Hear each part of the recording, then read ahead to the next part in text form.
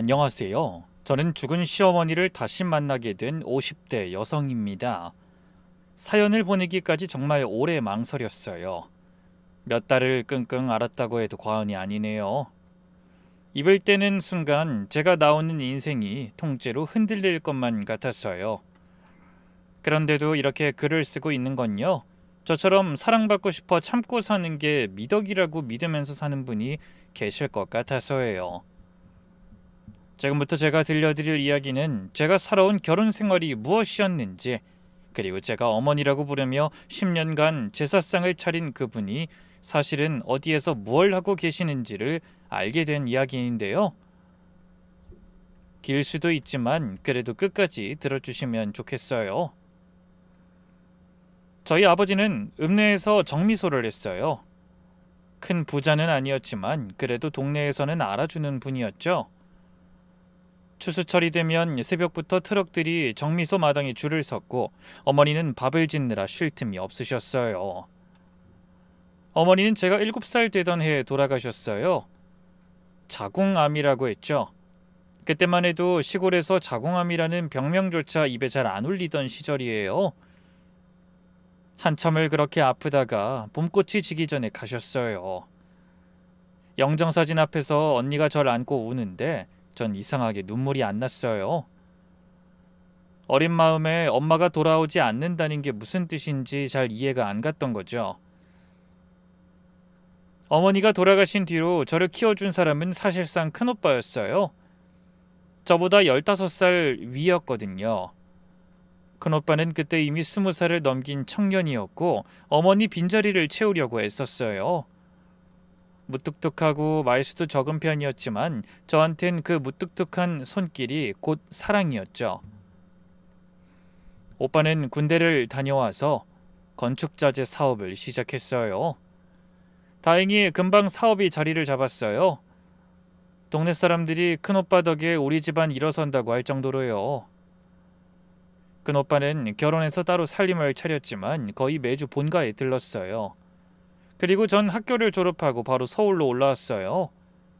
23살 때부터는 동네 도서관에서 사서로 일했어요. 책을 좋아했거든요. 사람들하고 어울려서 떠들고 노는 것보다 혼자 조용히 책 넘기는 게 더 좋았던 거죠. 그래서 결혼은 생각도 안 했어요. 그냥 이대로 책 보면서 늙어도 좋겠다 그랬거든요. 그런데 20대 중반 무렵에 큰오빠가 갑자기 저한테 전화를 걸었어요. 평소 같으면 안부 전화도 잘 안 하는 무뚝뚝한 사람이 말이에요. 본가로 좀 내려오라고요. 본가에 도착하니까 마당에 처음 보는 차가 한 대 서 있었어요. 그 시절엔 검은 자가용을 가진 사람이 흔하지 않았거든요. 안에 들어가니까 거실 소파에 어떤 남자가 앉아서 아버지하고 이야기를 나누고 있었어요. 큰오빠가 그 옆에 앉아 있었고요. 우리 막내 동생입니다. 큰오빠가 그렇게 절 소개하니까 그 남자가 자리에서 벌떡 일어나더니 깍듯하게 인사를 하더라고요. 키도 원칠하고 양복도 깔끔하고 무엇보다 눈빛이 부드러웠어요. 그게 지금의 제 남편이었어요. 나이는 저보다 6살 위, 작은 무역회사를 막 시작한 사장님이라고 큰오빠가 그러더라고요. 오빠 회사에서 거래를 트는 인연으로 알게 됐다고요. 전 그날 저녁상에서 남편 옆자리에 앉게 됐는데 어찌나 조심스럽게 행동하던지 제가 괜히 부담스러울 정도였어요. 제 밥그릇에 반찬을 덜어 올려주고 물컵이 비면 채워주고 어른들 말씀하시면 무릎 꿇고 앉아서 듣고요. 식사가 다 끝나고 남편이 간 뒤 아버지가 그러시더라고요. 어린 나이에 능력도 좋고 사람이 괜찮네. 큰오빠는 그 말에 그냥 묵묵히 술잔만 비웠어요. 그 후로 남편은 적극적으로 만나자고 연락을 해왔어요. 무엇보다 남편은 정말 자상했어요. 그 시절에는 흔치 않게 매번 꽃을 사왔고요. 제가 책 좋아하는 거 알고는 시집이며 소설이며 챙겨다 줬어요. 그 시절 남자치고는 정말 신사적이었죠. 그렇게 1년쯤 만나다 결혼 얘기가 나왔어요. 큰오빠가 먼저 그러더라고요. 정수가 그냥 결혼해라. 이런 자리 없어. 시집 잘 보내고 싶은 오빠 마음 좀 알아줘라. 전 그 말에 마음이 흔들렸어요. 큰오빠가 그렇게까지 말하는 거면 정말 좋은 자리겠거니, 정말 좋은 사람이겠거니 그렇게 믿었던 거죠. 그렇게 결혼식 날짜가 잡혔어요. 상견례도 잘 끝났고 시어머니께서 절 보고는 참해서 좋다는 얘기도 들었어요. 모든 게 순조로웠어요. 그런데 결혼식을 일주일 앞둔 어느 저녁, 큰오빠가 술에 잔뜩 취해서 절 찾아왔어요. 평소엔 절대 그런 모습 보이는 사람이 아니었거든요. 한참을 말없이 소주만 들이키다가 갑자기 제 손을 잡더니 이렇게 말했어요. 정수가, 그래도 조심해라. 끝까지. 사람이 말이다. 보이는 게 다가 아니야. 전 그 말에 가슴이 철렁했어요. 무슨 뜻이냐고 물었더니 오빠는 더 이상 말을 안 했어요. 다음 날 아침, 큰오빠는 멀쩡한 얼굴로 다시 저한테 그랬어요. 오빠가 어제 술이 좀 과했어. 헛소리한 것 같은데 다 잊어라. 전 그날 밤 큰오빠가 했던 말을 정말 술김에한 헛소리라고 믿고 싶었어요. 결혼식이 코앞이었고 모든 게 정해져 있었고, 그리고 무엇보다 오빠 입으로 다 잊으라고 했으니까요. 그래서 마음 한구석에 묻어뒀어요. 결혼해서 저는 시댁에 들어가 살았어요. 그 시절엔 외아들이 시부모 모시고 사는 게 당연한 일이었거든요. 시어머니는 평안도 피난민 출신이셨어요. 한국전쟁 때 식구들 다 잃고 혼자 남쪽으로 내려오셨다고요. 그래서 그런지 눈빛이 강하고 말씀도 좀 직설적이셨어요. 말이 좀 곱지가 못해. 혹시라도 듣기 거슬리는 게 있으면 그때그때 말해라. 처음 한 달은 정말 힘들었어요. 시어머니가 절 미워하는 건 아닌데 워낙 말씀이 짧고 또 표정이 무뚝뚝하니까 매번 눈치를 보게 되더라고요. 그런데 결혼한 지 한 달 정도 됐을 때 입덧이 시작됐어요. 그땐 임신인 줄도 몰랐어요. 그냥 속이 메스꺼워서 헛구역질을 했는데 다시 방에 돌아와 보니 제 방문 앞에 작은 상이 하나 놓여 있는 거예요. 콩나물국 한 그릇하고 흰밥 반 공기, 시어머니가 끓여놓고 간 거였어요. 그날 정말 많이 울었어요.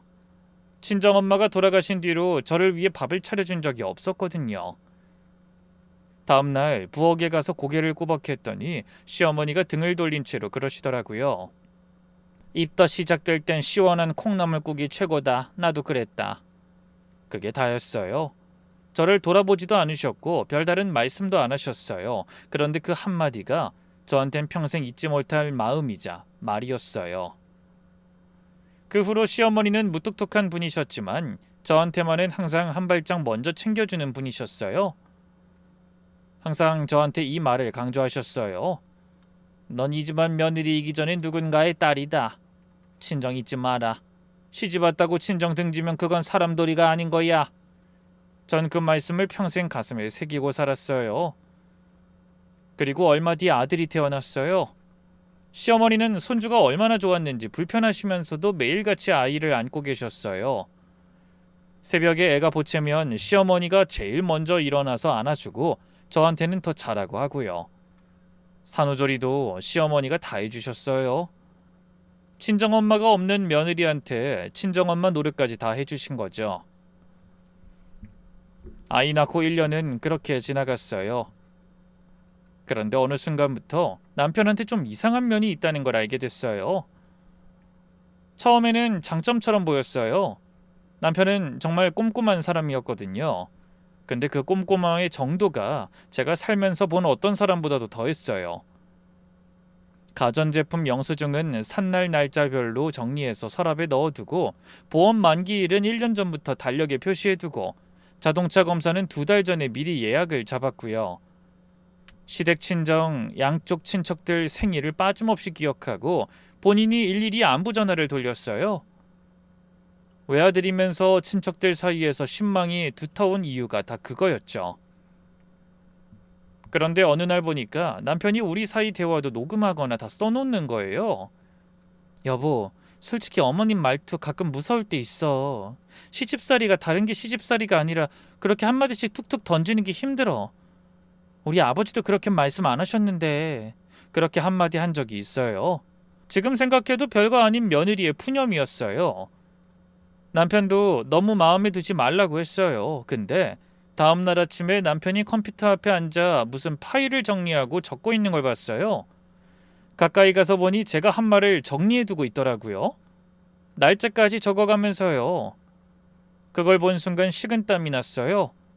제가 한 말이 맞긴 한데 파일로 들으면 제가 꼭 시어머니를 함부로 말한 사람처럼 느껴지더라고요. 아니 여보, 이런 걸 왜 저장해? 내가 꼭 어머니 뒤에서 욕한 사람처럼 보이잖아. 남편이 저를 한번 쳐다보며 그러더라고요. 아니, 당신이 한 말 잊을까봐 저장해 두는 거야. 사람 기억이라는 게 부정확하잖아. 나중에 우리가 서로 다른 기억을 가지고 싸우면 안 되니까. 당신 상처받은 것도 기억하려는 거지. 좀 이상하다 싶긴 했지만 그러려니 했어요. 무엇보다 남편이 너무 부드럽게 설명을 하니까 더 따져 물을 수가 없는 거예요. 그 뒤에도 그 파일을 볼 생각은 안 했어요. 남편 컴퓨터는 암호로 잠겨 있기도 했고 그땐 그것도 별다른 생각 없이 넘어갔어요. 그런데 부부싸움이 나면 그 파일을 들이밀기 시작했어요. 한 번은 시댁 친척 결혼식에 가는 문제로 제가 친정아버지 병문안 일정하고 겹쳐서 못 가겠다고 했더니 남편이 큰 소리도 안 치고 그냥 차분한 얼굴로 서재에 들어가서 이 파일을 틀어주는 거예요. 들어봐.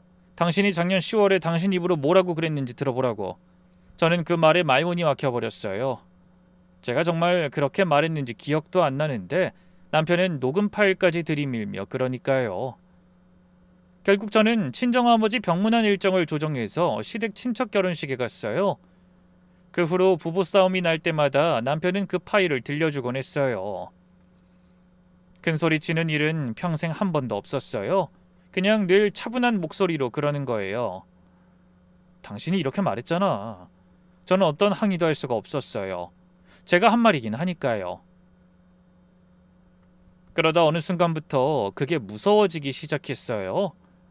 제가 입을 열 때마다 이 말이 어디에 남아 있을까? 이 말이 어떻게 돌아올까? 그 생각이 들기 시작하니까 차라리 말을 안 하는 게 편하더라고요. 그래서 저는 점점 말수가 줄었어요. 결혼하고 10년쯤 지났을 무렵에 저는 하루에 입을 여는 횟수를 셀 수 있을 정도가 됐어요. 그렇게 10년이란 시간이 훌쩍 지난 시점이었어요. 그날 시어머니가 좀 이상했어요. 평소엔 일찍 일어나 운동을 하고 오는데 그날은 늦게까지 방에서 안 나오시더라고요. 제가 아침상을 차려놓고 어머니 방에 가보니까 누워서 천장을 보고 계셨어요. 어머님, 식사하실 수 있으시겠어요? 어디 안 좋으신 건 아니죠? 여쭤보니까 시어머니가 고개를 저으며 그러더라고요. 오늘 아침은 좀 늦게 먹을란다. 너희 먼저 먹어라. 그리고 곧바로 방에서 나오더니 외출채비를 하시는 거예요. 어머님 어디 가시게요? 안색도 안 좋으신데 저한테 시키세요. 김 선생 좀 보고 오련다. 가슴이 답답해서 약이라도 좀 받아와야겠다. 걱정 마라. 시어머니는 평소에도 김 선생님한테 자주 가던 분이라 그날 외출도 평소처럼 보였어요. 그렇게 시어머니가 나가셨고 저는 점심상을 준비하고 있었어요. 오후 2시쯤 됐을까요? 남편이 수화기를 들고 한참 동안 가만히 듣고 있더니 얼굴이 점점 굳어지는 거예요. 통화가 끝나고 남편이 거실 한가운데 한참 서 있었어요. 그러더니 멍한 표정으로 이러는 거예요. 어머니가 김 선생님한테 진료받고 나오다가 쓰러지셨대. 전 그 자리에서 다리가 풀려 주저앉았어요. 비명도 안 나왔어요. 그저 멍하니 앉아 남편 입만 보고 있었어요. 남편이 부랴부랴 김 선생님 댁으로 갔어요. 저도 같이 가려고 했는데 곧 시댁 식구들이 올 것 같다며 집 지키고 있으라고 하더라고요. 저는 그 말에 따랐어요. 그리고 저녁 때 남편이 돌아왔어요. 사망 진단서를 손에 들고요. 그런데 표정이 묘했어요. 김 선생님이 다 처리해 주셨어. 근데 빈소도 차리지 말자고 하시네. 어머니가 그 말을 자주 하셨대. 본인 가게 되면 빈소 차리지 말고 조용히 화장으로 끝내달라고. 어머니 유언이나 다름없다고. 본인이 알아서 처리하겠다고 그냥 따라달라고 그러시네. 전 그 말에 좀 놀랐어요. 시어머니가 평소 그런 말씀을 저한텐 한 번도 안 하셨거든요. 남편도 좀 의아한 눈치였는데 제가 그랬어요. 여보, 김 선생님이 어머님 30년 주치의셨잖아. 두 분 사이가 우리를 모를 만큼 깊으셨던 거지. 우리한테도 못할 말을 김 선생님한테 하셨던 거고. 그렇게 받아들이자. 응? 그렇게 다음날 새벽에 화장장으로 모셨어요. 김 선생님이 시신도 따로 안치하고 화장장 절차도 직접 다 진행하셨어요. 우리는 그저 김 선생님이 부르는 시간에 가서 마지막 인사를 드리는 것뿐이었어요. 그날 시어머니 빈자리를 보면서 정말 많이 울었어요. 마지막 인사도 제대로 못 드렸다는 게 한이 됐어요. 평소에 어머님께 좀 더 살갑게 굴걸, 좀 더 좋은 옷 사다 드릴걸, 좀 더 자주 모시고 나갈걸, 계속 그런 후회들이 몰려왔어요. 그 후 10년이 흘렀어요. 전 매년 어머님 제사상을 차렸어요. 어머니가 좋아하던 콩나물국도 꼭 한 그릇 올렸죠. 평안도 분들이 좋아하시는 빈대떡도 부쳤고요. 그리고 작년 얼마 뒤 제사가 있던 날이었어요. 시계를 보니까 새벽 2시쯤 됐던 것 같아요. 그때 핸드폰이 울렸어요. 모르는 번호였어요. 그 시간에 모르는 번호로 전화 오면 보통 안 받잖아요. 근데 그날은 좀 이상하게 손가락이 저절로 통화 버튼으로 갔어요. 여보세요를 2번 했는데도 숨소리만 들렸어요. 끊을까 하고 있는데 목소리가 들렸어요. 얘 며느라 잘 살았지? 나 안 죽었다. 저는 보이스피싱이라고 생각하면서도 그 목소리가 너무 익숙해서 등골이 서늘해졌어요. 누구세요? 누구신데 이런 장난을 치세요? 네? 제가 떨리는 목소리로 그렇게 말했더니 한참 침묵이 흐르다 다시 목소리가 들렸어요. 너 입덧으로 새벽에 토했을 때 내가 그날 콩나물국 끓여서 네 방 앞에 갖다 놨던 거. 너 그때 그 국 먹으면서 울었지. 친정엄마 생각났다고. 전 전화기를 떨어뜨릴 뻔했어요. 그건 시어머니하고 저 둘만 아는 이야기였거든요. 누구신데요? 어떻게 그걸 아세요? 제 목소리가 떨리고 있었어요. 분명 그건 시어머니였어요. 10년 전에 돌아가신 시어머니요. 매년 제사상을 차리고 영정사진 앞에서 절을 올린 시어머니요. 저는 떨어진 휴대전화를 다시 들었어요. 손이 너무 떨려서 제대로 잡히지 않더라고요. 어머님이세요? 아니 정말 어머님이라고요? 제가 그렇게 물었더니 수화기 너머에서 한참 동안 깊은 한숨 소리가 들렸어요. 그리고 시어머니가 이어서 그러더라고요. 미안하다. 10년 동안 너 혼자 제사상 차리게 해서 정말 미안하다. 전 그때부터 울기 시작했어요. 그게 보이스피싱이든 아니든 어머님이든 누구든 그냥 그 목소리를 몇 년 만에 다시 듣는 게 너무 그리워서 저도 모르게 울었어요. 내일 새벽에 양평으로 와. 약속해다오. 절대 준영이한텐 말하지 마라. 절대로. 그리고는 장소를 알려주셨어요. 그리고는 전화가 끊겼어요. 다음날 남편이 출근하고 난 뒤 양평으로 가는데 1시간 반쯤 걸렸어요. 가는 내내 머릿속에서는 온갖 생각이 들었어요. 정말 어머님이실까? 정말 살아계실까? 그럼 10년간 제가 차린 제사상은 뭐였을까? 혹시 남편은 알고 있었을까? 그 다방에 도착했을 때 저는 차에서 한참을 못 내렸어요. 운전대를 잡고 한참을 그냥 앉아 있었어요. 들어가는 순간 제 인생이 완전히 달라질 거라는 예감이 들었거든요. 차라리 모르고 살까 그런 생각도 들었어요. 그래도 떨리는 다리로 다방문을 열었어요. 구석자리에 머리가 하얗게 센 눈빛만은 그대로인 시어머니가 앉아 계셨어요. 전 그 자리에서 다방문 앞에 무릎이 꺾이고 말았어요. 한참을 일어나지 못했어요. 어머니가 천천히 자리에서 일어나서 저한테 다가오셨어요. 머리를 한번 쓰다듬어 주시고 손을 잡아 일으켜 주시고 구석자리로 데려가 주셨어요. 그날 평생 못 잊을 한마디가 이거였어요. 얘 미안하다. 너 살리려고 내가 죽은 척했다. 저는 한참을 말을 못했어요.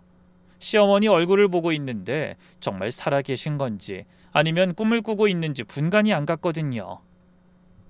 시어머니가 제 손을 잡으셨어요. 그제야 저는 정말 어머님이 살아계신다는 걸 받아들이기 시작했어요. 많이 늙었구나, 우리 며느리도. 세월이 참 무섭지. 어머님 어떻게 살아계신 거예요? 왜 10년 동안 왜 한 번도 왜 저한테... 제가 두서없이 그렇게 묻기 시작했더니 시어머니가 손을 들어서 절 진정시키셨어요. 천천히 다 이야기해주마. 10년을 기다려서 이제야 너한테 하는 이야기야. 시어머니는 그렇게 10년의 이야기를 풀어놓기 시작하셨어요. 시어머니가 안방에서 낮잠을 주무시다가 목이 말라서 일어나셨대요. 거실로 나가려는데 남편 방문이 살짝 열려있는 게 보였대요. 평소엔 잘 열어두지 않았거든요. 그날따라 남편이 출장 준비를 하느라 정신이 없었던지 잠시 자리를 비운 사이 그 문이 살짝 열려 있었던 거예요. 시어머니는 호기심에 그 안을 들여다보셨어요. 그저 아들이 어떻게 일하는지 좀 볼까 그런 마음이셨대요. 근데 책상 위에 서류 한 장이 펼쳐져 있더래요. 시어머니 본인 이름으로 된 부동산 담보대출 서류요. 시어머니가 평생 모은 재산 그걸 담보로 잡은 거액의 대출 서류였어요. 난 도장을 찍어준 적이 없다. 내 도장이 찍혀 있었는데 그건 절대 내 도장이 아니야. 시어머니는 놀라서 서류를 원래대로 놓아두고 본인 방으로 돌아오셨대요. 그리고 잠이 안 와서 뒤척이고 있는데 남편이 서재에서 누군가하고 통화를 하더래요. 어머니 방과 서재가 벽 하나 사이거든요. 남편이 변호사와의 통화 내용에서 이 말을 들은 거예요. 어머니가 한정치산자 판정만 받으면 모든 게 깔끔해집니다.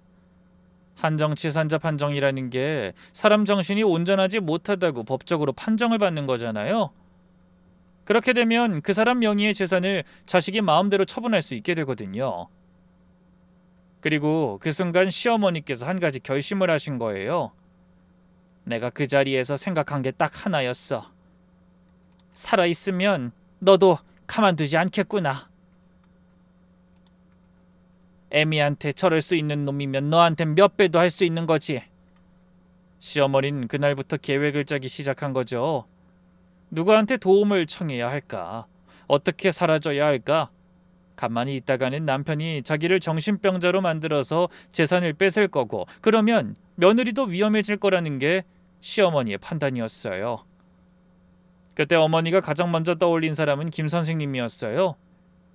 시어머니 주치이셨던, 육촌지간이기도 하고 30년 주치이셨던 그 의사 선생님이요.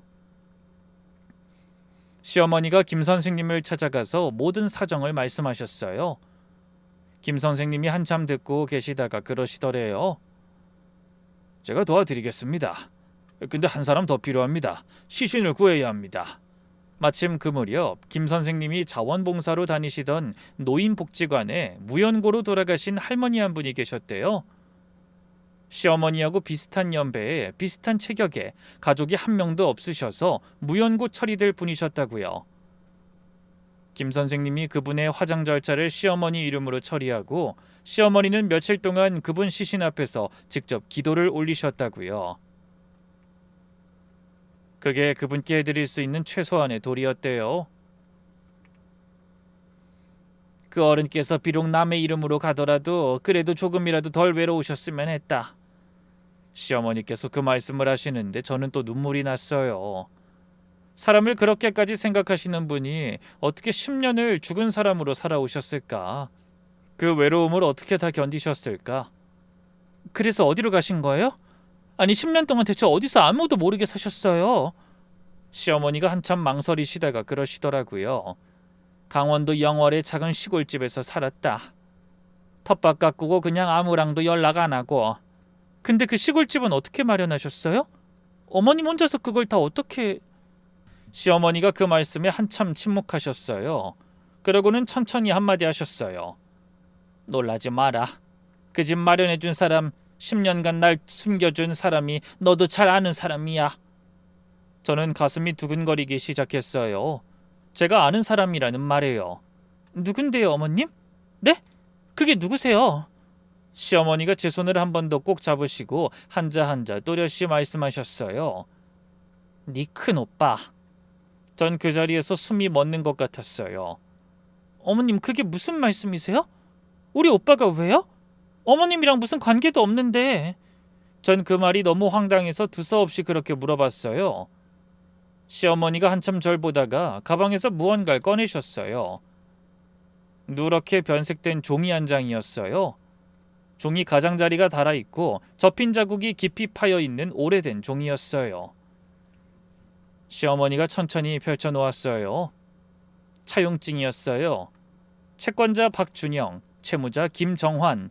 근데 그 금액을 보고 숨이 안 쉬어졌어요. 그 시절 돈으로 3억 7천만 원이 적혀 있더라고요. 이게 뭐예요, 어머님?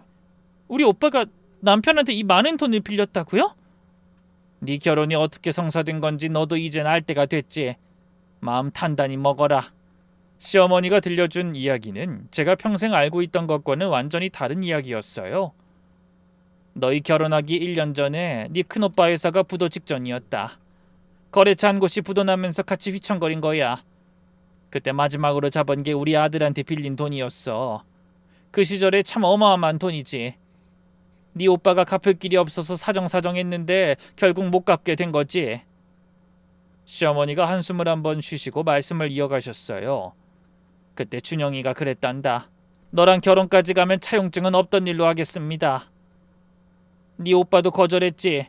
사람을 두고 어떻게 거래하느냐고. 그러니까 그놈이 차용증 사본을 식탁에 올려놓더란다. 딱 일주일 더 주겠다고만 하고. 시어머니가 제 손을 한 번 더 꼭 잡으셨어요. 그때 너희 아버지 70이 넘으셨잖니. 시골에서 큰아들이 사업 말아먹어서 가족 다 길에 나앉는다는 소문이라도 돌면 그게 한 사람만 무너지는 게 아니라 친정 전체가 무너지는 상황이었지. 네 오빠가 술로 보내다가 결국 그랬단다. 내 동생하고 자리를 마련하겠다고. 그래, 내 아들이 결혼하고도 그 차용증을 평생 무기로 쓴 거야. 그 한마디에 제 결혼이 결정된 거였어요. 그리고 그 종이 한 장이 평생 큰오빠를 갉아먹은 거였어요. 술이 늘었고 말수가 줄고 그게 다 동생이 진실을 알게 될까봐 두려워서였어요. 어머니가 그렇게 말씀하시는데 전 그날 평생 가장 많이 운 것 같아요. 큰오빠한테 평생 가졌던 서운함이 한순간에 다 무너진 거죠. 큰오빠가 저한테 살갑게 굴지 못한 게 미움이 아니라 죄책감이었다는 것, 평생 멀리 있는 사람처럼 산 것도 미안함 때문이었다는 것, 그 모든 게 한순간에 이해가 됐어요. 전 그날 다방에서 한 가지 결심을 했어요. 저뿐 아니라 큰오빠 인생도 이번에 다 되찾아 주겠다고요. 시어머니가 제 손을 잡고 그러셨어요. 이제 시작이야. 더 들어야 할 이야기가 남아있어. 정원이 이야기는 시작일 뿐이야. 그러시고는 다방 출입문 쪽을 한번 보셨어요. 그때 한 남자가 그 문을 열고 들어오는 게 보였어요. 40 중반쯤 된 정장 차림에 손에 가죽 가방을 든 남자였어요. 저는 처음 보는 사람이었어요. 그런데 그 남자가 시어머니하고 눈매가 똑같았어요. 그 남자가 천천히 우리 자리로 다가왔어요. 두 분이 나란히 앉아 있으니까 누가 봐도 모자지간이었어요. 눈매도 콧날도 입꼬리가 살짝 처지는 그 표정까지 똑같더라고요. 인사해라, 네 아주버니입니다. 박재성 변호사야. 전 그 말씀에 또 한 번 멍해졌어요. 그분이 저한테 깍듯이 인사를 했어요. 처음 뵙겠습니다, 재수씨. 박재성입니다. 전 어떻게 인사를 해야 할지 몰라서 그냥 고개만 숙였어요. 시어머니 친아들이라는 말이 머리론 들리는데 마음으론 받아들여지지 않더라고요. 어머니 아들은 제 남편뿐이었는데 시어머니가 한참 침묵하시다 천천히 그 이야기를 풀어놓기 시작하셨어요. 전쟁 끝난 뒤라 다들 살기 어려운 시절이었어. 근데 그 양반이 나한테 빵을 한 조각씩 가져다 주곤 했어. 본인은 굶으면서도 말이다. 그게 내가 평생 잊지 못하는 사랑이었다. 그런데 그분이 결핵에 걸려서 일찍 돌아가셨대요. 그때 시어머니 뱃속에 그분 아이가 있던 거죠. 미혼모로 아이를 낳을 형편이 안 되니까 아주버님을 보육원에 맡기셨대요. 딱 한 번 안아본 게 두 사람의 마지막이었어요. 그 후 시어머니는 부모님 뜻대로 시아버지께 시집을 온 거였죠. 시아버지가 그 사실을 알고도 시어머니를 받아주셔서 평생 고맙게 여긴 것도 그 때문이라고도 했어요. 두 분은 그 약속을 평생 지키셨어요. 제 남편한테도 그리고 며느리인 저한테도 평생 입에 올리지 않으셨던 거예요. 박재성 변호사, 아니 평생 비밀로 둔 시어머니의 아들, 아주버님이 말을 시작했어요. 저는 어머님을 40이 넘어서야 뵀습니다. 보육원에서 자랐고 양어머니가 잘 키워주셔서 그분 밑에서 컸고요.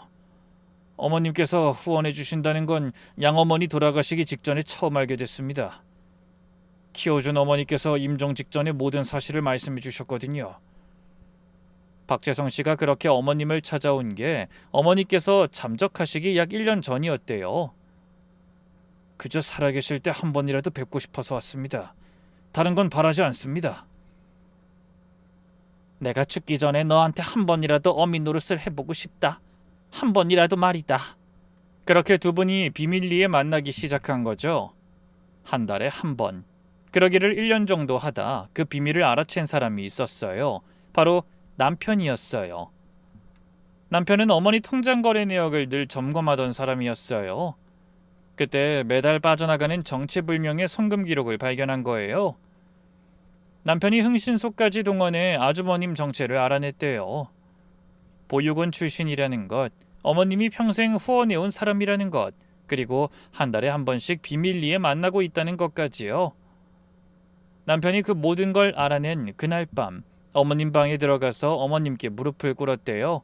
근데 그 무릎 자세가 효도하는 자세가 아니라 협박하는 자세였대요. 제가 어머니 통장 정리하다가 한 가지 알게 된 게 있어요. 보육원 출신 변호사 말입니다.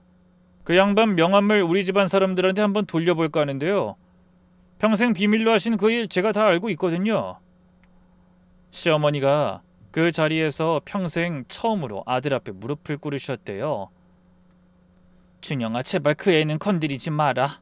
무슨 죄가 있다고 그러니? 내가 뭐든 다 하마. 남편이 그 말을 듣고 천천히 미소를 지었대요. 그럼 어머님 명의 빌딩 저한테 이전해 주세요. 그건 어차피 제가 받을 재산이긴 하지만요. 미리 받는 거죠. 그렇게 정리해 주시면 그 사람 이야기 다시 제 입에서 안 나올 거예요. 결국 시어머니는 빌딩 명의 변경 서류에 도장을 찍어준 거죠. 시아버지하고 어머님이 평생 함께 읽어오신 그 재산을요. 아들 옆박에 도장 한번 찍어서 허망하게 넘겼던 거예요. 그날이 내가 도망을 결심한 날이다. 빌딩이 아까워서가 아니야. 그건 아깝지도 않다. 근데 재성이를 가만두지 않겠다고 했을 때 그 미소를 짓던 순간에 결심했어. 내가 죽은 사람이 되지 않으면 저 아이가 재성이도 흔들 것이고 너도 흔들 거라고. 아주버님이 시어머니 옆에서 조용히 눈물을 닦더니 가방을 열었어요. 그 안에서 두꺼운 봉투 하나를 꺼내서 제 앞에 놓더라고요. 이건 어머님이 모은 것들입니다. 지난 30년 동안 저지른 일들이죠. 한번 보십시오. 저는 떨리는 손으로 그 봉투를 열었어요. 가장 먼저 나온 게 큰오빠 차용증 사본이었어요. 시어머니가 보여주셨던 그 누런 종이의 사본. 이건 어머니께서 도피하시기 전에 남편 금고에서 미리 빼내오신 거였어요. 그러고는 사본도 따로 만들어 두셨던 거고요. 그러니까 진짜 차용증 사본은 아직도 남편 금고 안에 있다는 뜻이었어요. 그 다음에 다른 서류들도 차례로 나왔어요. 남편 회사 거래처 7곳의 부도 기록, 모두 남편이 약점을 잡아서 가격을 후려친 곳들이라고 설명해 줬어요. 한 곳의 사장님은 그 충격으로 스스로 목숨을 끊었다는 기록까지 있었어요. 그리고 마지막에 한 장의 종이가 나왔어요. 생명보험 증권이었어요. 가입자 김정숙, 가입금액 3억 원, 수익자 박준영. 전 그 종이를 보고 한참을 멍하니 있었어요. 제가 가입한 적 없는 생명보험 3억짜리 종신보험, 수익자는 남편으로 돼 있었어요. 이거 가입하신 적 없으시죠? 가입 절차는 보험 설계사와 미리 짜고 진행한 것 같습니다. 형식적인 절차만 어떻게든 통과시킨 거죠. 아주버님이 차분히 설명해 주는데 그 말을 다 듣지도 못하고 종이를 떨어뜨렸어요. 아주버님이 가방에서 또 한 장의 서류를 꺼내 어머니 눈치를 보며 제 앞에 내밀었어요. 최근 조금 몸 상태가 안 좋으셨을 텐데 김 선생님께서 이걸 어머니께 보내오셨습니다. 제수 씨한테 매일 먹게 하는 그 한약, 그 성분 분석서입니다. 저는 그 종이를 받아들었어요. 무슨 화학물질 이름이 잔뜩 적혀 있었어요. 제가 이해할 수 있는 단어는 거의 없었어요. 성분 자체로는 사람을 죽이는 약은 아닙니다. 근데 매일 조금씩 오래 복용하면 어지럼증, 탈모, 무기력감, 우울감, 그리고 인지능력 저하까지 천천히 진행됩니다. 직접적으로 죽이는 약은 아니지만 사람을 천천히 무력화시키는 거죠. 전 그 자리에서 한참을 손으로 입을 막고 있었어요. 비명이 나오려는 걸 손으로 막아야 했어요. 남편이 저한테 갱년기에 좋다며 그 약을 매일 먹으라고 했거든요. 근데 그 한약이 저를 천천히 망가뜨리는 약이었어요. 언젠가 사고가 일어나도 평소 건강이 안 좋은, 갑자기 갔다고 그렇게 설명할 수 있게 만드는 거였어요. 시어머니가 제 손을 꼭 잡았어요. 이래서 내가 죽은 척하고 10년을 산 거다. 너를 살릴 수 있는 유일한 방법이었다. 전 그날 다방에서 어머니 무릎에 얼굴을 묻고 한참을 울었어요. 시어머니께서 제 머리를 쓰다듬으시면서 사투리로 자장가를 부르듯이 한 말씀씩 해주셨어요. 괜찮다, 괜찮아. 이제 안 무섭다. 이젠 안 무서워. 내가 옆에 있다. 채성이도 옆에 있다. 다 우리 편이야. 이제 네가 안 무서워해도 된다. 그날 저는 다방을 나오면서 한 가지 결심을 굳혔어요. 남편이 평생 약점을 무기로 흔들어온 그 인생을 제 손으로 끝내야겠다고요. 집으로 돌아오는 차 안에서 저는 라디오도 안 켜고 한참을 운전했어요. 머릿속에는 한 가지 생각뿐이었어요. 이제는 내가 움직일 차례다. 전 그날부터 거짓말을 잘하는 사람이 되어야 했어요. 그게 남편이 저한테 원하는 모습이었으니까요. 점점 무력해지는 아내. 그 모습을 남편한테 보여줘야 했어요. 의심받지 않으려면요. 아주버님하고는 일주일에 한 번씩 만났어요. 도서관에서요. 거기서 아주버님하고 1시간씩 이야기를 나눴어요. 남편 회사 차명계좌 내역, 거래처 갈취 녹음 파일, 사문서 위조 흔적, 횡령 자료까지 그렇게 2달쯤 지났을 때 아주버님이 저한테 그러더라고요. 재수씨, 혹시 서재에 있는 그 컴퓨터 한 번이라도 들여다보신 적 있으십니까? 전 고개를 저었어요. 아니요, 못 봤어요. 서재가 늘 잠겨 있어서요. 청소도 못하게 했어요. 아주버님이 한참 생각하다가 그러시더라고요. 준영이가 녹음 파일을 그냥 모으고만 있을 사람이 아니에요. 분명 어딘가에 분류해서 보관하고 있을 겁니다. 재수씨뿐 아니라 다른 사람들 것도 있을 가능성이 큽니다. 전 그 말에 결심했어요. 그 컴퓨터를 손에 넣어야 한다고요. 서재 비밀번호는 아주버님이 알아내줬어요. 나중에 들으니까 남편 회사 안에 미리 심어둔 협력자가 한 분 있었대요. 남편이 출장 간 날 전 새벽에 일어나 비밀번호를 입력하고 화면을 열었어요. 바탕화면에 폴더가 하나 있었어요. 폴더 안에 또 다른 폴더들이 줄줄이 있었어요. 그런데 그게 다 사람 이름이었어요. 어떤 폴더는 회사 이름이었고 어떤 폴더는 거래처 이름이었어요. 친정 식구 이름도 있었고 시댁 친척 이름도 있었어요. 저는 한참 동안 모니터 앞에서 손을 떨었어요. 한 사람이 얼마나 무서워질 수 있는지를 그 폴더 하나로 다 알게 됐어요. 남편은 자기가 알게 된 사람들의 모든 약점을 그 안에 차곡차곡 모아왔던 거예요. 전 그날부터 그 모든 자료를 외장하드로 옮겼어요. 그렇게 한 달이 걸렸어요. 마지막 폴더까지 다 옮기고 서재문을 잠그면서 저는 처음으로 가슴이 좀 후련해졌어요.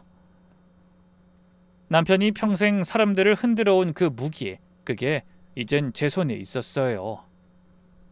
큰오빠도 그 사이에 만났어요. 사실 큰오빠하고 만나기 전 한참을 망설였어요. 어떻게 말해야 할지, 무슨 표정을 지어야 할지 아무것도 모르겠더라고요. 두 남매가 식당에서 한참을 마주 앉아 그저 침묵만 했어요. 식당 주인이 몇 번이나 와서 주문 안 하세요 그러는데 제가 대답을 못하니까 큰오빠가 조금만 더 있다 시키겠다고 그랬죠. 얼마쯤 지났을까요? 큰오빠가 먼저 입을 열었어요. 평생 그렇게 떨리는 목소린 처음 들어봤어요. 정수가, 오빠가 미안하다. 저는 그 한마디에 또 눈물이 났어요. 그런데 슬픔의 눈물이 아니라 안도의 눈물이었어요. 큰오빠는 자리에서 일어나더니 제 앞에 무릎을 꿇었어요. 백반집 한가운데서요. 오빠가 네 인생을 망쳤다. 맞아. 오빠가 널 그 사람한테 판 거야. 오빠가 정말로 미안하다, 정수가. 너한테 할 말이 없어. 저는 큰오빠 손을 잡고 일으켰어요. 오빠가 일어나려고 하는데 무릎이 후들거려서 잘 안 일어나지더라고요. 제가 큰오빠를 부축해서 의자에 다시 앉혔어요. 일어나. 오빠가 무릎 꿇을 일 아니야. 오빠도 그 사람한테 당한 거잖아. 오빠도 그 사람 약점에 시달리며 산 건데 잘못한 거 아니야. 잘못은 그 사람이 했지. 오빠, 이제 같이 하자. 우리 서로 30년 넘게 잃었으니까 이제 그 사람한테 같이 받아내자. 그날 큰오빠하고 저는 밥 2그릇을 시켜서 같이 먹었어요. 오빠가 그렇게 밥을 잘 먹는 모습은 정말 오랜만이었어요. 그렇게 모든 준비가 다 끝나갈 무렵 아주버님이 그러더라고요. 재수씨, 이제 준비가 다 됐습니다. 자료도 모았고 변호인단도 준비됐고 신탁 이전도 완료됐습니다. 협력해주신 분들 안전도 다 확보했고요. 이제 재수씨가 결정할 차례입니다. 저는 그 말을 듣고 며칠을 생각했어요. 어떻게 끝낼까? 그리고 남편이 평생 사람들 약점을 잡고 흔들어 온 자리에서 남편의 미소를 무너뜨려야겠다고요. 평생 사람들이 남편한테 무릎 꿇어온 그 자리에서 남편이 무너지는 모습을 그 사람들이 직접 봐야 한다고요. 그래야 그 사람들도 풀려나니까요. 그게 제가 만들어야 하는 자리였어요. 그래서 남편한테 저녁밥을 먹다가 이렇게 말했어요. 여보, 당신 환갑 미리 축하 자리 한번 할까봐. 거래처 사장님들, 친척 어른들 다 불러서. 당신 평생 일하느라 고생했는데 이번 환갑은 제대로 준비하는 게 어떨까 하고. 남편이 그 말에 처음엔 좀 의외라는 표정이었어요. 평소 그런 걸 제가 먼저 챙기는 성격이 아니었으니까요. 그런데 잠시 망설이더니 소름 돋는 그 미소를 짓더라고요. 사람들 약점을 잡았을 때 짓는 그 미소요. 저는 평소처럼 고개만 끄덕였어요. 속으로는 이 생각만 했죠. 그래, 다 모아보자. 네가 평생 약점 잡고 흔들어온 그 사람들 다 한자리에 모아놓고 내가 그 자리에서 네 인생 끝내줄게. 환갑 모임은 시내 한정식집 큰 방에서 열렸어요. 거기 30명이 모였어요. 회사 임직원, 거래처 사장님, 시댁과 친정 식구까지. 남편은 그날 좋은 한복까지 입었어요. 자리가 차고 식사가 시작됐어요. 사회는 회사 부장님이 맡아주셨죠. 그분은 사실 아주버님이 미리 모든 상황을 설명해둔 분이었어요. 회사 안에서 남편에게 가장 많이 시달리신 분이라 그분이 사회를 맡아주신 거예요. 식사가 한참 진행되고 사람들이 한마디씩 덕담했어요. 모두가 마음에도 없는 덕담이었어요. 거래처 사장님들 표정이 다들 어딘가 굳어 있었어요. 친척들도 남편한테 돈이며 인사며 신세진 분들이 많아 어색한 미소만 짓고 있었죠. 그 자리에 모인 사람들은 남편한테 약점이 잡혀 있는 사람들이었어요. 그게 남편의 무서운 점이었어요. 한 명 한 명 떼어놓고 각자 약점을 쥐고 흔들어 온 거죠. 그래서 사람들이 뭉칠 수가 없었던 거고요. 건배 순서가 됐어요. 부장님이 약속대로 마이크를 저한테 넘겨줬어요. 오늘 사모님께서 한 말씀 하시겠다고 하셨습니다. 자, 사모님 모시겠습니다. 저는 자리에서 일어나서 마이크를 잡았어요. 처음엔 좀 떨렸어요. 사람들 앞에서 마이크를 잡아본 적이 없었으니까요. 그런데도 이상하게 마음은 차분했어요. 그동안 폴더를 하나씩 옮기면서 전 이미 다른 사람이 되어 있었으니까요. 안녕하세요. 오늘 이 자리에 많은 분들이 와주셨죠. 회사 식구분들도 계시고 거래처 사장님들도 계시고 시댁 친척 어른들도 계시고 친정 식구도 와 계십니다. 그리고 한 분이 더 잠시 후에 들어오실 겁니다. 모두 남편하고 인생을 깊이 함께 해오신 분들이죠. 남편이 그 말에 미소를 살짝 거뒀어요. 잠시 후 들어올 한 분이라는 말이 거슬렸나 봐요. 그런데도 평정심을 잃진 않았어요. 사람들 앞에서 평정심을 잃지 않는 게 남편의 가장 큰 특기였으니까요. 저는 가방에서 봉투 하나를 꺼냈어요. 제가 오늘 환갑 선물 대신 여러분께 한 가지씩 돌려드리고 싶은 게 있습니다. 저는 봉투에서 작은 종이를 하나씩 꺼냈어요. 종이마다 이름을 미리 다 표시해뒀거든요. 먼저 우리 큰오빠 김정환 사장님. 자, 이건 30년 전에 우리 남편이 큰오빠한테 받은 차용증입니다. 큰오빠 사업이 어려웠을 때 우리 남편이 큰오빠한테 빌려주신 돈, 그 차용증 사본입니다. 우리 남편이 평생 큰오빠를 평생 흔들어온 그 종입니다. 오늘 큰오빠 손에 다시 돌려드리려고요. 전 그 종이를 큰오빠 앞에 내려놨어요. 큰오빠가 그 종이를 받아들고 한참 들여다보더니 종이를 두 손으로 꽉 쥐고 천천히 찢기 시작했어요. 4번 정도를 찢자 종이가 갈기갈기 찢겨 떨어졌어요. 순간 장내가 조용해졌어요. 남편이 자리에서 천천히 일어나려고 했어요. 여보, 이게 무슨... 저는 손을 들어서 남편을 막았어요. 자리에 앉아. 아직 시작도 안 했어. 남편이 다시 자리에 앉았어요. 평생 단 한 번도 제 말에 움직인 적이 없는 사람이 말이죠. 전 그날 그 자리에서 한 사람 한 사람 차례로 자료를 돌려드렸어요. 그리고 그분들마다 외장하드를 따로 하나씩 드렸어요. 그 외장하드 안에는 남편이 평생 모은 녹음 파일들 중에 폴더에 들어있던 파일들이 모두 옮겨져 있었죠. 이 외장하드 안에는 우리 남편이 모아둔 녹음 파일들이 다 들어있습니다. 사장님이 직접 들어보시고 직접 처분하십시오. 우리 남편이 더 이상 그걸로 사장님들 흔들지 못하도록요. 저는 그 말씀을 한 분 한 분께 똑같이 드렸어요. 그분들이 한 명씩 자기 자료를 받아드는 순간 그분들 얼굴이 변하더라고요. 평생 짊어지고 살던 무게가 그 자리에서 한순간에 풀려나가는 표정이요. 어떤 분은 받자마자 자리에서 그대로 고개를 떨궜어요. 다들 표정은 달랐지만 공통점이 하나 있었어요. 안도. 평생 한 번도 지어보지 못한 안도의 표정이요. 근데 반대로 남편 얼굴은 점점 새파랗게 질려갔어요. 사람들이 한 명씩 자기 자료를 받아들 때마다 남편은 의자에서 조금씩 더 작아져 갔어요. 저는 작은 사람이 되어가는 모습을 그날 똑똑히 봤어요. 그리고 전 차분하게 아주 낮은 목소리로 남편을 불렀어요. 다 안 끝났어. 오늘 한 분이 더 올 거라고 했지? 이제 그분 오실 시간이네. 그때 방문이 천천히 열렸어요. 머리가 하얗게 센 옥색 한복을 곱게 차려입으신 한 어른이 천천히 방 안으로 들어오셨어요. 30명이 한꺼번에 숨을 멈췄어요. 남편이 의자에 있다가 옆으로 쓰러졌어요. 의식을 잃은 건 아니었어요. 10년 전에 자기가 죽은 걸로 알고 있던 어머니가 자기 환갑자리에 살아서 한복을 차려입고 걸어 들어오시는 모습을 봤으니까요. 시어머니가 천천히 아들 앞으로 다가오셨어요. 너무 조용해서 시어머니 한복자락이 스치는 소리까지 다 들렸어요. 시어머니 얼굴은 어떤 분노도 어떤 슬픔도 담겨있지 않았어요. 그 오랜 시간을 죽은 사람으로 산 분의 깊은 평정함이었어요. 그러고는 이 한마디를 하셨죠. 춘영아, 넌 내가 목숨이 붙어있어도 날 죽은 사람으로 만든 거야. 그 말에 남편이 갑자기 자리에서 벌떡 일어나면서 소리를 지르기 시작했어요. 어머니, 어떻게 어머니가 저한테 이러실 수가 있어요? 어떻게 저한테... 제가 어머니 외아들인데 10년이에요. 그렇게 살아계셨다고요? 그게 자식한테 할 짓입니까? 사람들이 다 자기 자리에서 일어나 한 발씩 뒤로 물러섰어요.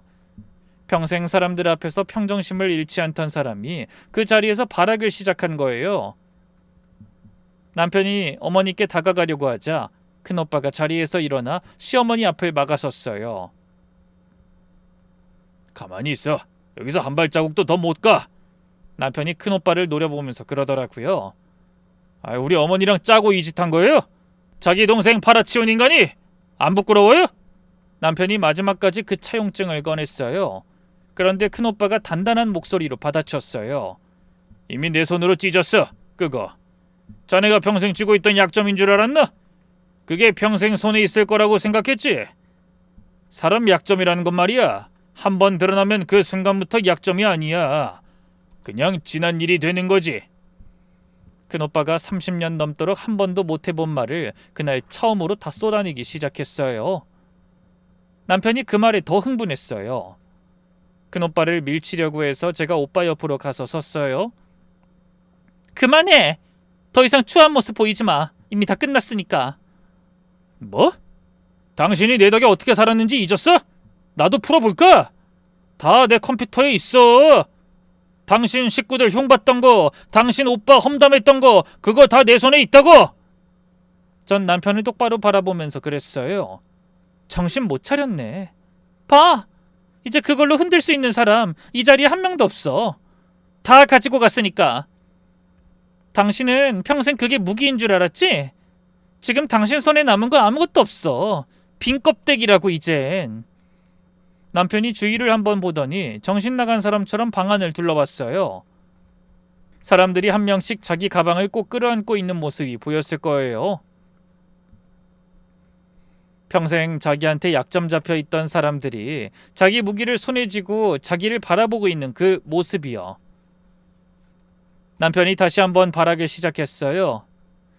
식탁에 있던 술잔을 바닥에 내던지고 의자를 발로 치고 소리를 질렀어요. 가면이 다 벗겨진 자리에 남은 건 그저 사람들 약점만 손에 쥐고 살아온 한 남자의 민낯이었어요. 그때 방문이 더 열렸어요. 아주버님이 들어와 남편 앞에 똑바로 섰어요. 두 사람이 마주선 건 그때가 처음이었어요. 평생 어머니의 외아들로 살아온 사람과 숨겨진 아들로 살아온 사람이요. 아주버님이 단호하게 말씀하셨어요. 준영아, 나 박재성이다. 우리 어머니가 10년을 죽은 사람으로 산 이유이자 약점. 남편이 넋이 나간 표정으로 아주버님을 봤어요. 평생 모르고 살았던 한 핏줄의 얼굴을 처음으로 마주본 거예요.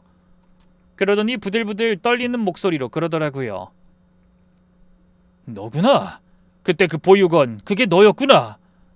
야, 형 노릇할 생각하지 마. 아주버님이 한 번 더 단호하게 받으셨어요. 그럴 생각 없어. 나 오늘 변호사로 온 거야. 그리고 이 자리에서 발악한다고 달라지는 건 없어. 내일 아침 너한테 송달될 고소장이 이미 준비돼 있거든. 사기, 사문서 위조, 횡령, 보험 사기 미수, 상해 5가지 혐의다. 어머님께서 살아계신 게 확인된 이상 어머님 명의 부동산 담보대출건도 사기대출로 다시 들여다보게 될 거다. 더 이상 네가 쥐고 흔들 수 있는 사람 한 명도 없어. 마지막 자존심이라도 지키고 싶으면 무릎 꿇고 죄송하다고 말씀드리고 조용히 나가라. 남편이 한참 아주버님을 바라봤어요. 그러고는 무너지듯 바닥에 주저앉았어요. 더는 발악할 기운도, 미소를 지을 기운도, 약점을 꺼낼 기운도 그날 그 자리에서 다 떨어진 거예요. 전 그제야 시어머니 옆으로 가서 시어머니 팔짱을 꼈어요. 시어머니가 제 손을 잡으시고는 작게 한마디 하셨어요. 잘했다, 잘했어, 잘 견뎠다. 그 한마디에 많은 눈물을 흘렸어요. 평생 가슴에 묵직하게 얹혀있던 무언가가 한순간에 흩어져 나가는 그런 눈물이었어요. 그리고 그날부터 모든 게 시작됐어요. 아주버님이 이혼 소송과 형사고소를 동시에 진행해 주셨어요. 사기, 사문서 위조, 횡령, 보험 사기 미수, 상해 5가지 혐의였어요. 결국 남편은 구속 수사를 받게 됐고 그 과정에서 환갑자리에서 자료를 돌려받은 사람들 중 8명이 추가로 본인들이 당한 일들을 증언해 주셨어요. 남편은 결국 7년 실형을 선고받았어요. 이혼 재판에서 다행히 위자료와 재산 분할로 정당한 몫을 받았어요. 그리고 어머니가 평생 모았다가 아주버님을 통해 신탁으로 빼두신 그 자산도 시어머니께서 저한테 일부 물려주신다고 정리해 주셨어요. 아주버님은 처음엔 받지 않으려고 했어요. 그런데 그때 시어머니께서 아주버님을 붙잡고 그러셨어요. 재성아, 평생 너한테 못해준 것 이렇게라도 갚게 해다오. 어? 내 마음 좀 편하게 해줘. 그래서 아주버님도 그 몫을 받으셨어요. 그리고 그 돈으로 양평에 작은 한옥을 마련했어요. 아주버님은 한 달에 2번 정도 와서 식사를 하고 가요. 큰오빠도 자주 들르고요. 요즘은 매일 반가운 손님이 찾아오는 것 같은 기분이 들어요. 마당에서 항상 웃음소리가 나거든요. 마지막으로 이 사연을 듣고 계신 분들께 한 가지 부탁드리고 싶어요. 저는 평생 이 정도면 괜찮은 결혼이다 그렇게 믿으면서 살았어요. 남편이 술 안 마시고 도박 안 하고 바람 안 피우고 손찌검 안 하고 돈도 잘 벌어다 주고 친정에도 잘하고요. 그런 남편이라면 다른 점은 눈 감아야 한다고 평생 그렇게 저 자신을 설득해 왔어요. 그런데 사람을 가장 무섭게 망가뜨리는 건 폭력도 아니고 외도도 아니고 매일 조금씩 제 말 한마디 한마디를 약점을 잡아 입을 막는 사람. 그걸로 사람을 옥죄어 오는 사람, 그게 가장 무서운 거였어요. 혹시 지금 이 사연을 들으시면서 어딘가 가슴이 서늘해지시는 분이 계시다면 그 느낌을 절대로 외면하지 마세요. 얼마 전에 시어머니도 그러셨어요. 때론 직감이 사람을 살린다고요. 자기 직감을 자꾸만 내가 너무 예민한 거겠지 그렇게 깎아내리지 마세요. 평생 곁에 있는 사람이라도 의심해도 되는 거예요. 그건 사랑이 부족해서가 아니라 자기를 지키려는 본능이거든요. 사실 저도 그 직감을 평생 외면하고 살았어요. 결혼식 일주일 전 큰오빠가 술 취해서 했던 그 한마디, 사람이 보이는 게 다가 아니다. 그 한마디를 마음 한구석에 묻어두기만 했어요. 그게 33년 동안 제 인생을 갉아먹은 거죠. 그러니까 이 사연을 듣고 여러분도 자신의 직감을 믿어보세요.